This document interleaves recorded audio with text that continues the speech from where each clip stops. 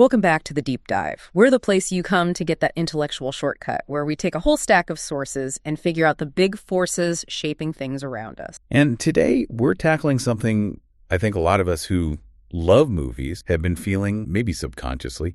It's this question: why don't movies seem to shake society up the way they used to? Yeah, it feels different, doesn't it? And it's tempting to just say, oh, movies aren't as good anymore. Right, but it's not really true when you look closely.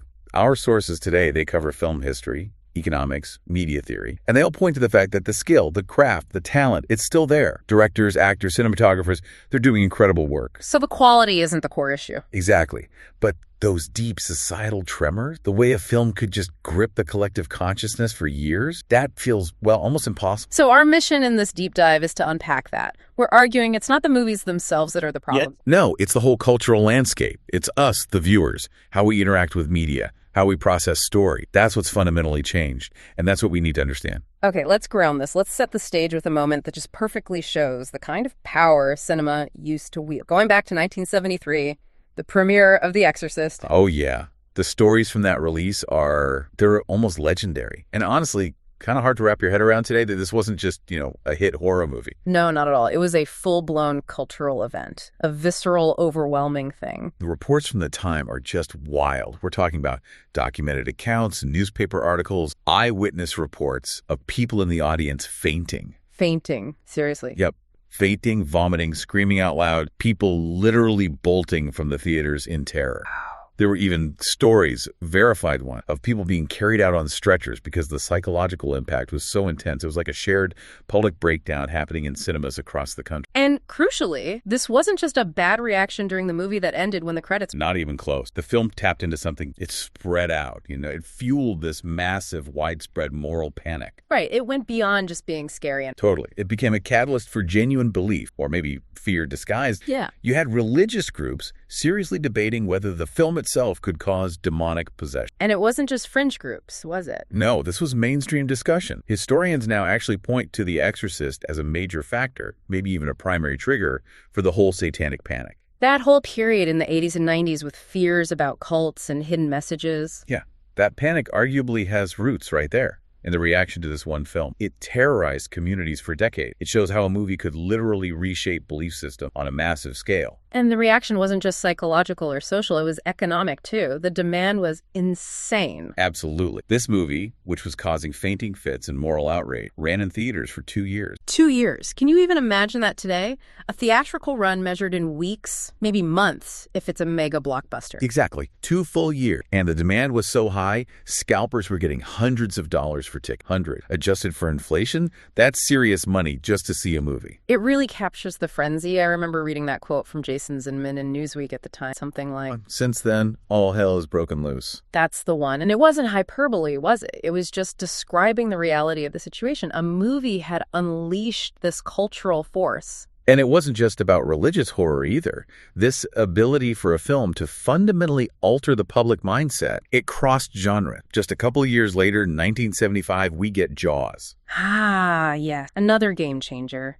But a different kind of fear, right? More primal, less supernatural. Totally secular fear, but just as profound. Jaws created this intense, widespread fear of sharks. I've read about that. Scientists still talk about it, don't they? The Jaws effect. They literally do. It's a recognized phenomenon. Decades later, marine biologists are still fighting the negative public perception and irrational fear of sharks that this one movie ignited. People stopped swimming in the ocean. It changed behavior on a massive scale. Okay, so that's the bench. Exorcist, Jaws films that didn't just entertain for a couple of hours, but actually burrowed into the collective psyche, changed behavior, shaped fears for decades. They imposed a new reality. Now let's contrast that. Fast forward to today. Think about the biggest movie events of the last few years. What comes to mind? Well, Barbenheimer was huge, right? Yeah. That felt like a real cultural moment. Everyone was talking about it. Definitely huge. Massive box office. Got everyone back into theaters for that one weekend. It leveraged huge marketing, pre-existing IP awareness. Okay. It was a phenomenon, no doubt. Did it change anything long-term? Did it fundamentally shift how we think about, say, nuclear weapons or gender roles for the next 20? That's the question, isn't it? And the answer seems to be, well, no, not really. Barbenheimer was huge on Twitter, on TikTok. It generated memes, think pieces. For about a week, maybe 2. Right. It was a fantastic marketing success, a fun cultural flashpoint, but it felt ephemeral. It didn't have that deep, resonant echo. It didn't reshape mindsets in that lasting way Jaws or The Exorcist did. It burned bright and fast, then faded into the media churn. So this brings us right back to the core idea. The issue isn't that today's movies are bad. Not at all. The technical skill is arguably higher than ever in many ways. You look at the directing, the cinematography, the acting. People are masters of their craft. William Friedkin and Spielberg were geniuses in the 70s, absolutely. But we have geniuses working today, too. So the sheer difference in impact fainting in the aisles versus, liking a post about the movie can't just be explained by a dip in average quality. That doesn't add up. It really doesn't. So if the content quality isn't the primary driver, what's left? It has to be us, the audience, the culture. Exactly. Yeah. How we receive these stories, how we process them, what role media plays in our lives. Right. That has undergone a seismic shift. And to grasp that shift, we need to rewind again and understand what cinema was when it was the undisputed king. Right. Let's dive into that golden age, Section 2, cinema as this foundational piece of society. And, we sometimes look back with rose-tinted glasses, but the stats here, they're genuinely mind-blowing. They really are. It's hard for us today to truly comprehend how central movies were to everyday American life in, say, the 1940s. Here goes the headline stat, the killer one. Okay, get this. In 1940, over 60%, 60, of Americans went to the cinema every single week. Weekly. Not monthly, not occasionally for a big release. Weekly. 60%. Every week. Think about that commitment. And here's the kicker. Go on. That number, 60% weekly movie attendance, was 20% higher than the number of people attending religious services each week at the same time. Wow. Okay, that reframes everything. Going to the movies wasn't just a fun pastime. No, it was fundamental. It was a core ritual woven into the fabric of American social, civic, maybe even emotional life, more regular than church for a huge chunk of the population. So the theater wasn't just a place to see a film. Absolutely not. It was the community hub, the town square, in a way. This was the peak of the old Hollywood studio system, remember? They were cranking out over 100 movies a year. But it was more than just entertainment. You mentioned newsreels earlier. Crucial point. Before the main feature, you had news for vast numbers of people, especially during World War II. Those newsreels were the only visual access they had to what was happening overseas, the only way they saw the war unfolding. So the cinema was delivering news, entertainment, community gathering, doing it all. It was the primary lens through which society processed the world. Shared stories, shared information, shared space, a powerful unifying force. But like all dominant forces, it eventually faced a challenge. The first big existential threat came pretty early on, didn't it? In the form of, talent. But even before that, this specific tech. Yeah. Even before TVs were ubiquitous, you had this test in 1951 Chicago. A company called Zenith Radio started testing something called phone vision. Phone vision sounds quaint now. What was it? Basically, early pay-per-view. 300 test households could use their phone line to order a movie, a recent Hollywood movie, directly to their TV set for $1. $1 straight to your TV in 1951. That must have terrified the... Oh, palpable fear, absolute panic, because this threatened the sacred cow, the theatrical window, the period where a film was only available in cinema. That exclusivity was everything to their business model. Everything. And suddenly, here's this technology, however clunky, that suggests movies could just skip the theater entirely, go straight into the home. And this was happening right as TVs were starting to take off and just after the government forced studios to sell their theater chain trust laws. Exactly. It was a perfect storm of threats. They were losing control of exhibition. Mass market TV was exploding. Phonovision looked like the final nail in the coffin for the traditional cinema experience. So what did they do? They fought back. Yeah. Hard. The entire industry basically mobilized to lobby the government, trying to get these early pay-per-view systems banned, outlawed. Desperate measure. They were desperate to protect that theatrical exclusivity. They knew instinctively that once the convenience of home viewing became widespread for new movies, the whole reason for that weekly pilgrimage to the cinema would start to crumble. And even though Phonovision didn't take off immediately, their fears about attendance dropping were Oh, yeah.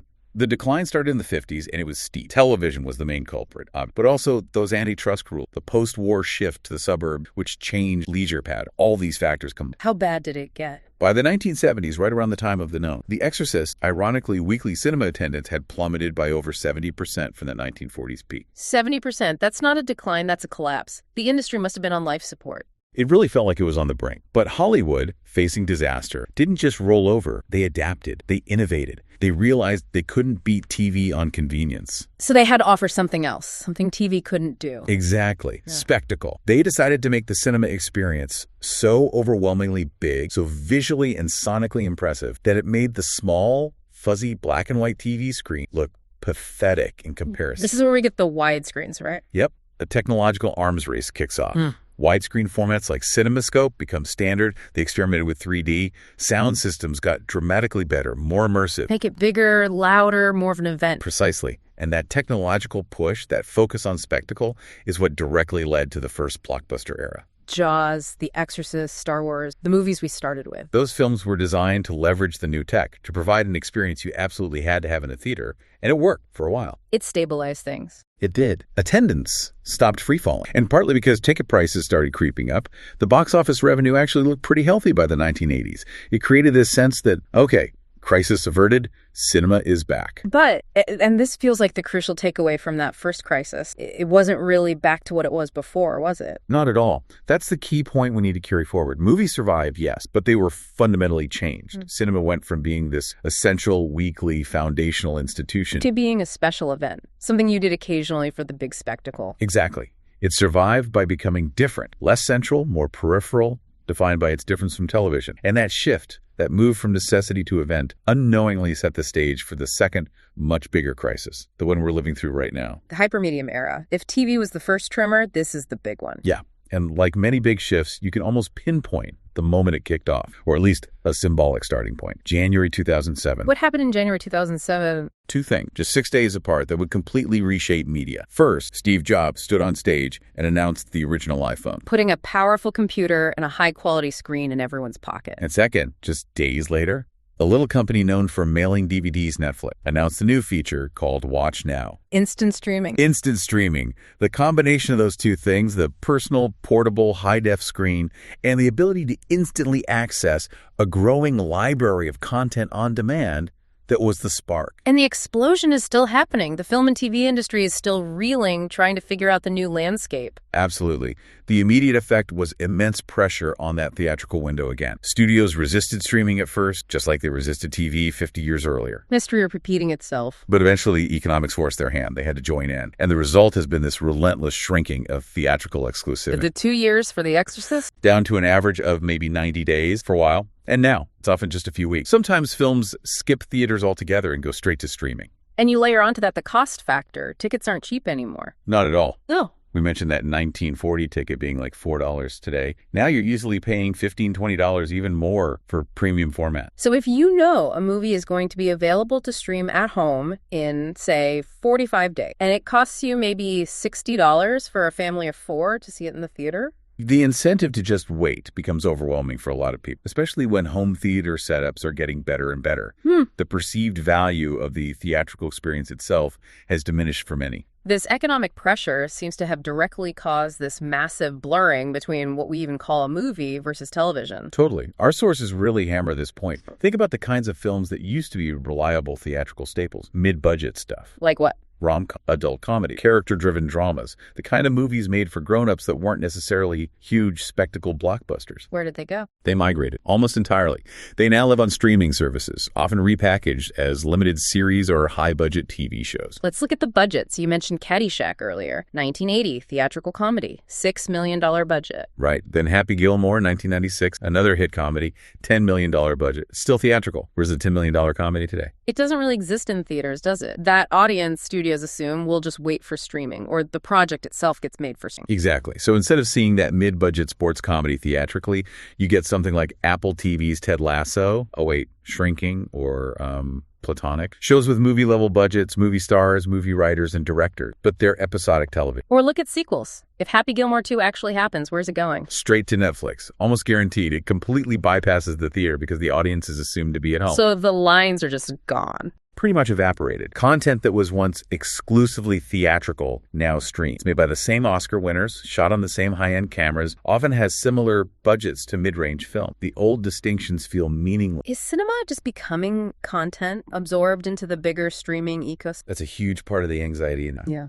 And this blurring is amplified by what our sources call the IP trap, or sometimes Ouroboros cinema. Ouroboros, the snake eating its own tail. What does that mean? Well, think about how audience behavior changed. As it got harder and more expensive to lure people out of their homes, people stopped just going to the movie as a default activity. Like they did in the 40s. Right. Instead, they started going to see a specific film, one they already knew something about, one they were specifically motivated to see. Which means marketing becomes absolutely critical. You have to cut through the noise and convince someone this specific film is worth the time. Exactly. And the marketing costs explode. So if you're a studio trying to guarantee a return on that massive marketing spend, what's the safest bet? Something people already recognize. Bingo. Recognizable intellectual property. Right. Remakes, reboots, sequels, adaptations of popular books or games. Anything with a built-in audience that's easier and theoretically cheaper to market to. And the data backs this up, right? You mentioned the top films of 2024. Stark data. Not a single one of the top 15 highest-grossing films globally in 2024 was based on a wholly original concept. Every single one was a sequel, prequel, reboot, or adaptation of existing IP. The entire theatrical market, at the top end at least, is basically running on franchise fuel. It is. But here's the deeper question, connecting back to the cultural. Is this IP dependence just an economic strategy? Or is it also a symptom of something changing in us, the audience?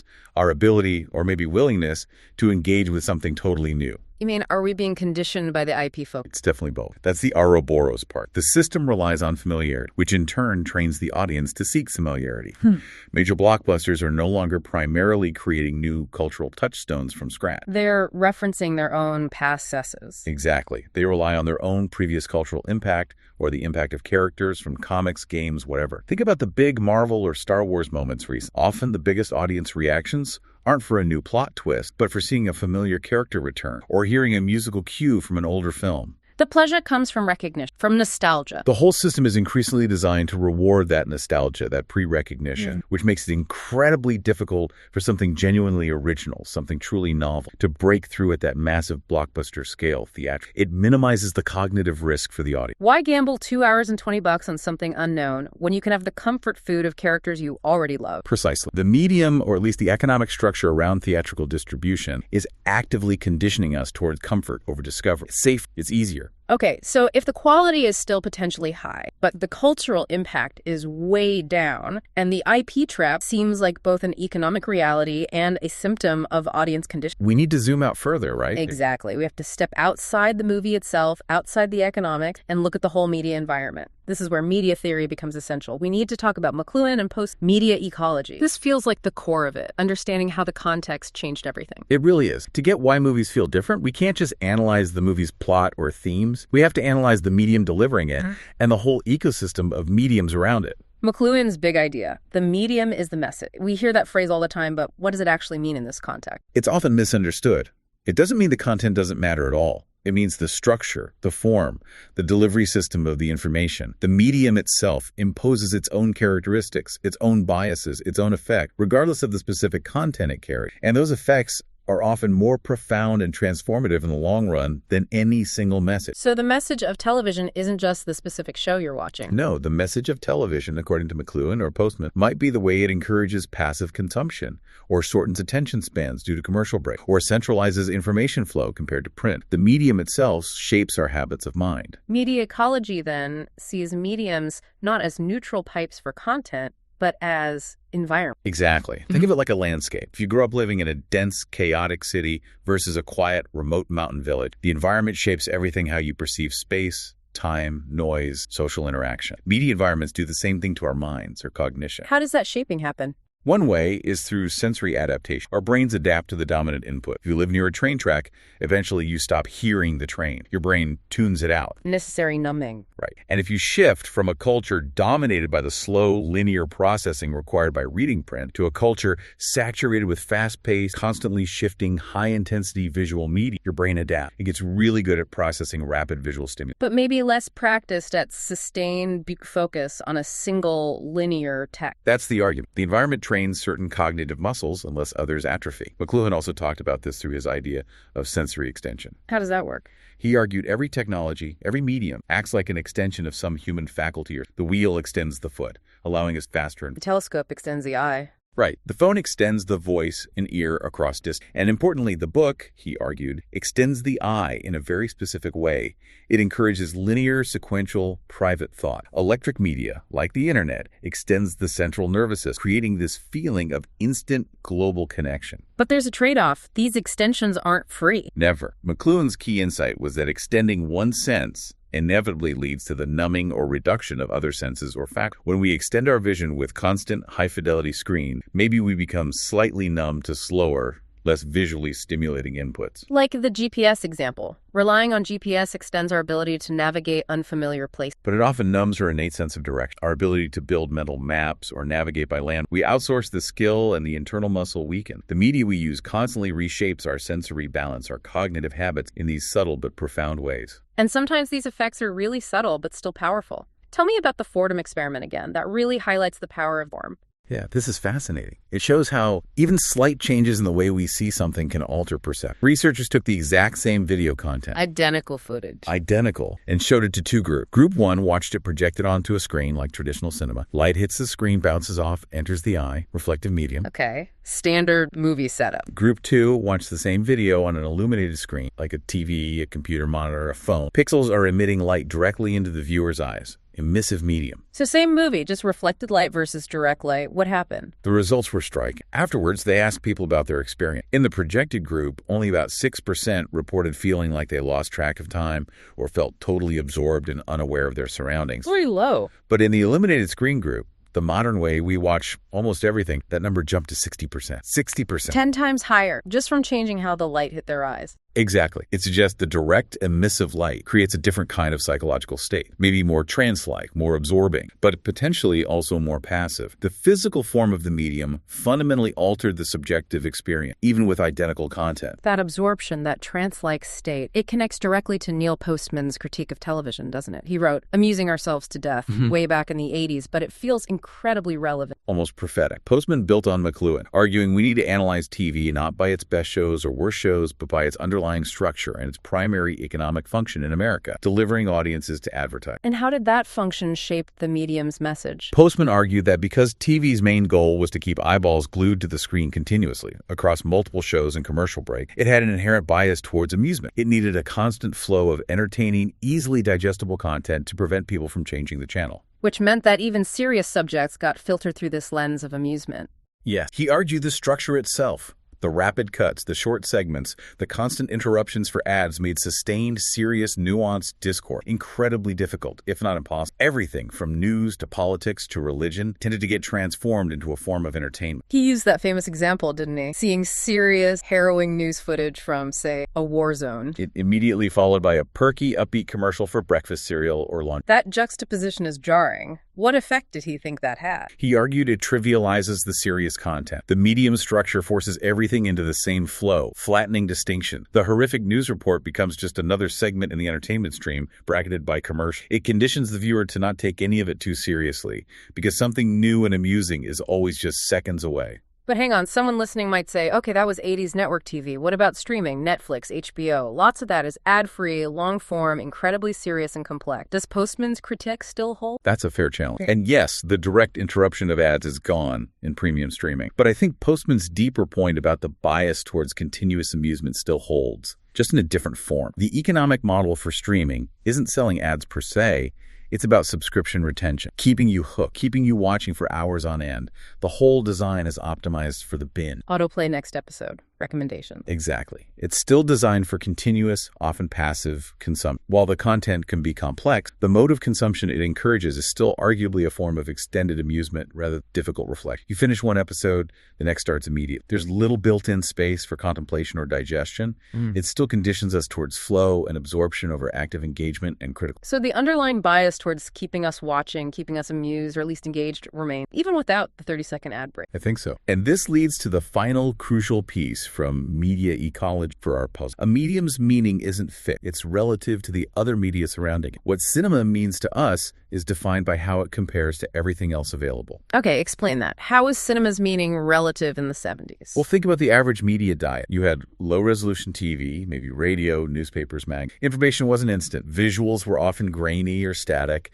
Consumption might be communal, like the family watching TV together. Right. A fairly low-fidelity media landscape overall. So when you went to the movies in 1973, you were stepping out of that relatively lo-fi world and into the absolute peak of sensory experience available to a normal person. It was the biggest screen, the loudest sound, the highest definition image by far. Totally. You sat in a dark, dedicated space. The film commanded your complete attention. It was immersive, almost hypnotic, partly because it was such a massive leap in sensory input compared to anything else you experience daily. That context helps explain the shock of the Exorcist. It hit with disproportionate force because it was the pinnacle of spectacle in that environment. Okay, got it. Now flip that. Let's jump to section 4, the current environment, the water we swim in. It's almost the exact inverse, isn't it? We wake up, we grab the phone, instantly we're plugged into this torrent of information. And it's not just information, it's hyper. Yeah, we're in the era of what some call hypermedia. The idea is that our main interface, the smartphone, isn't just one medium. It's a medium containing countless other mediums, all nested and layered. Like a YouTube video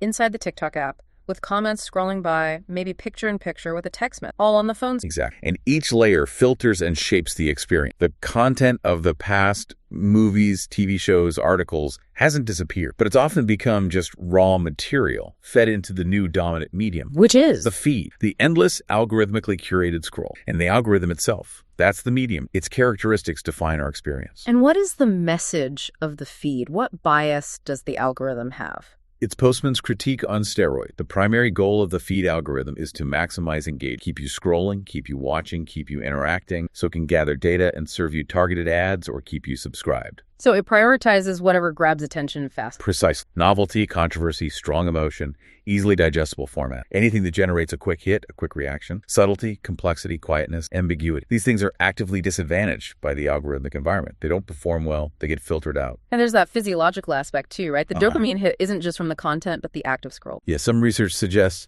the little hit of anticipation, what's next. As you flick your thumb is part of the addictive loop. It's a variable reward system like a slot machine. We're consuming the novelty, the potential, as much as the content itself. This environment also changes our relationship with control, doesn't it? Massive. The smartphone essentially fuses the media player with the remote control permanently in your hand. We have total power to pause, skip, switch apps, close it down. At any microsecond, we are rarely forced to be truly subject to a single linear flow of information chosen by someone else for any length of time anymore. If a video doesn't grab us in the first few seconds, swipe, gone. We're conditioned for instant gratification and immediate exit if that gratification isn't delivered. This constant switching, this expectation of control, this diet of rapid-fire, algorithmically optimized content, this is the cognitive training ground for the modern viewer. This is the baseline experience. So if media ecology is right, spending hours immersed in this environment must change how we perceive everything else, including cinema. It has to. Our sensory apparatus, our attention spans, our expectations, they're all being shaped by the feed. Which leads us to this idea you called the inversion of spectacle. Let's lay that out clearly. Okay. 1970s. You leave your lo-fi home media environment, small TV, and go to the cinema for the peak sensory spectacle. Maximum immersion, biggest image, best sound. Got cinema, height of spectacle. 2025. Take a break from arguably the most overwhelming, personalized, dopamine-triggering sensory spectacle ever created, the phone in your pocket. And you go to the... Right. What does cinema feel like relative to the phone feed? Slower. Much slower. Linear. Yeah. You can't skip ahead. You can't check comments. It demands sustained attention in a way that feels almost unnatural now. Exactly. Cinema's identity has completely flipped. Compared to the fire hose of the feed, a movie's pacing feels deliberate, sometimes even challenging. If a scene isn't immediately grabbing you, that trained impulse to swipe kicks in, but you can't. So the thing that made cinema dominant in the 70s, its spectacle relative to TV, is now inverted. The phone is the peak spectacle, and cinema feels almost meditative. That's the inversion. And in that inversion lies cinema's potential new role, its unique selling proposition in the current landscape. What's that? It's one of the very few remaining cultural spaces that forces you, by its very structure, the dark room, the big screen, the social contract, to put away the distractions and commit your focus to a single unfolding narrative for 2 or 3 hours. It demands immersion in a world saturated with tools for avoiding immersion. Precise. You can't easily escape the frame. You have to grapple with what's being presented, even if it's slow or uncomfortable. The roles. The phone is now delivering the constant shocks, the instant gratification, maybe even the moral panic. While cinema, the former king of spectacle, finds itself offering focus, slowness, sustained attention, a radically different proposition than it offered 50 years. Okay, so if that's the new reality, if the ground has shifted this dramatically and irreversibly, how does cinema survive? How does it stay relevant? This takes us to Section V, the way forward. And the first step, according to our sources, is crucial. Actively reject nostalgia. Meaning stop trying to make cinema be what it was in 1975 or 1945. That world is gone. It's easy to romanticize past media forms. Think about the novel. You mentioned this earlier. Initially seen as lowbrow, maybe even dangerous. And now revered as high art, partly because the experience it offers, deep, sustained linear immersion in language, is so rare and valuable in our current environment. Its meaning changed relative to newer media. Trying to recapture cinema's past dominance is just wishful nostalgia. We have to deal with the landscape as it is. And part of that reality is acknowledging the affordability barrier. Right. Absolutely critical. We keep coming back to it. That $4 equivalent ticket in the 40s made it truly accessible. Today's $15, $20 ticket makes it a luxury good for many. That fundamentally changes who the core audience is and limits its potential for broad cultural impact. It's not a universal experience. Which makes the strategy of just trying to be bigger and more expensive, IMAX, 4DX, premium formats, potentially problematic. It's the 1950s CinemaScope strategy. Fight the home experience with more spectacle. And while those formats can be amazing, they also drive up prices further. Exactly. And are they really competing with the phone? Trying to out-spectacle the perfectly personalized, infinitely varied, free dopamine fountain in your pocket. That feels like a losing battle in the long. You can't win purely on sensory overload anymore. The phone has that covered. So if you can't win on spectacle alone, what can cinema offer that the phone, the feed, the algorithm cannot? We circled back to it. Time and focus. Undivided attention for an extended... That's its superpower now. It's one of the only mainstream experiences left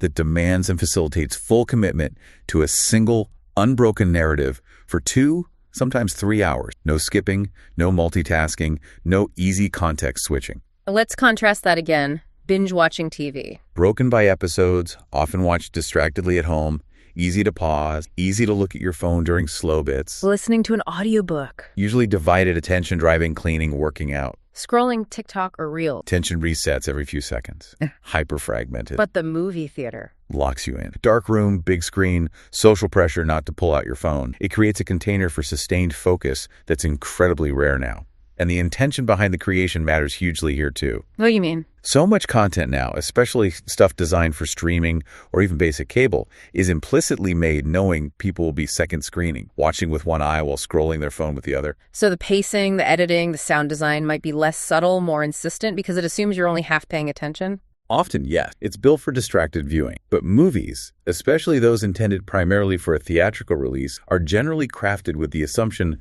of undivided attention. The filmmakers expect you to be watching closely in the dark. So they can use quieter moments, longer takes, more subtle visual storytelling, more complex sound design. Even if you watch that same movie later at home, it still carries that DNA of intended focus viewing, built different. So given that cinema demands this huge commitment, 2 hours of your focus time plus the cost, what's the bargain it needs to offer? It has to deliver something worth that commitment. Something more than just fleeting amusement. This is where cinema can lean into contemplation, into meaning. Because it has the time to do it. It has the time and the captive audience. It can create a space to really sit with a character, an idea, a feeling for an extended period. To explore complexity and ambiguity in a way the feed actively avoids because those things aren't instantly engaging in the algorithmic sense. This doesn't mean every movie needs to be slow or philosophical, right? Yeah. Not at all. A great action movie can still be incredibly focused and immersive. But even within genre filmmaking, there's an opportunity to offer more depth, more resonance, because you have the audience's sustained attention. Cheap, disposable entertainment is free on your phone. Cinema has to offer something more substantial, more memorable. Beyond focus and contemplation, what's the other unique value prop? Community, the shared experience. Ah, right. We consume so much media alone now on our own screens, curated just for us. Exactly. The algorithm pushes us into ever more specific niches, but sitting in a dark room, experiencing a story unfold simultaneously with hundreds of other people, even in silence, there's an energy, a collective consciousness. You feel the tension in the room during a suspense scene or hear the collective gasp or laugh together. It fundamentally changes the experience, and it's something that almost no other popular medium provides on that scale. It's a ritual of shared narrative. And importantly, it provides a shared object for discussion after. Yeah. A common cultural experience you can talk about with others who saw it. Which is increasingly rare in our fragmented media landscape. It pushes back against that hyper-individualization. It creates common ground. Okay, so if focus and community are the unique strength, how does the physical space at the theater support that? You mentioned a critique of the current trend. Yeah, the trend of turning cinemas into luxurious living rooms. Comfy recliners, seat-side food service, lots of space between patrons. Sounds nice. What's wrong with that? It might be missing the point. It's trying to compete with the comfort of home streaming on comfort's terms. And that's a battle the theater will likely lose. Your couch is always more comfortable. Your snacks are cheaper. So if the theater just tries to be a slightly less convenient living room? It dilutes its unique selling proposition. If the goal is focused, communal experience, maybe the design should emphasize that. Maybe slightly less comfy seats packed a bit closer encourages that shared energy. Maybe minimizing distractions during the film is key. And what about the communal aspect outside the actual screening room? This feels like a huge missed opportunity. Instead of designing lobbies purely for efficient ticket and popcorn sales, why not design them as genuine social space? Places for people to gather, talk, discuss the film before or after. Lean into the event aspect, the human connection aspect, not just the screen aspect. Make the whole act of going to the movies a richer social experience again, maybe through things like affordable membership models that encourage repeat visits and build a sense of community. Exactly. Lean into what makes it different. Don't just try to mimic streaming. Focus, shared experience, communal space. That's the potential path. So let's try to wrap this up. We've gone from the chalk of The Exorcist to the algorithm of what's the final synth? Cinema's power, its cultural resonance, was never absolute. It was always defined relative to the media ecosystem around it. In the 40s and 70s, it was the peak of spectacle, the main event. Now, in the hyper-medium era dominated by the phone and the feed, that role has inverted. The phone provides the instant spectacle and constant stimulus. In cinema, by contrast, finds its unique value in offering something increasingly scarce. Sustained focus, deep immersion, and a shared communal experience of narrative. It will likely never regain its former dominance. That kind of society-wide impact seems tied to a media environment that no longer exists. That's the hard reality. The nostalgia for that past power is understandable, but likely futile. But that doesn't mean cinema is irrelevant. It just means its relevance lies elsewhere now, in providing that focused, communal, often contemplative counter-programming to the chaos. If filmmakers and exhibitors understand and embrace that unique role, cinema can remain a vital, valuable part of our cultural landscape. It has to know what business it's really in now. But let's end, as we always do, with a provocative thought for you, the listener, to chew on. We've talked about cinema's power, its ability to command attention, evoke deep emotion, transport us. That power... Potent enough to be used for propaganda, historically. Potent enough to shape perceptions in profound ways, for good or ill. And that power still exists, even if its reach is different. And we see struggles around that power today. Think about the recent example of the documentary No Other Land. Won major awards at prestigious festivals like Berlin and Sundance. A powerful, focused, feature-length film offering a specific, challenging perspective on life in the West Bank. Exactly the kind of demanding, focused viewing experience cinema enabled. Yet, months after its acclaim, it struggled massively to get distribution, particularly in the U.S. Major distributors reportedly shied away because the content was deemed too politically sensitive, too controversial. It links back perfectly to Postman, doesn't it? The system, whether it's driven by ad revenue or subscription retention, is often allergic to content that is genuinely challenging, that demands serious reflection rather than passive consumption, especially if it risks alienating segments of the potential audience. Powerful, focused, potentially uncomfortable cinema can be actively suppressed by the surrounding commercial. So here's the final question. Knowing what we now know about the hype, about the algorithmic drive, about the power of cinema command focus, how do we consciously navigate how hence faux power, our theatrical power control offered by the end? Where do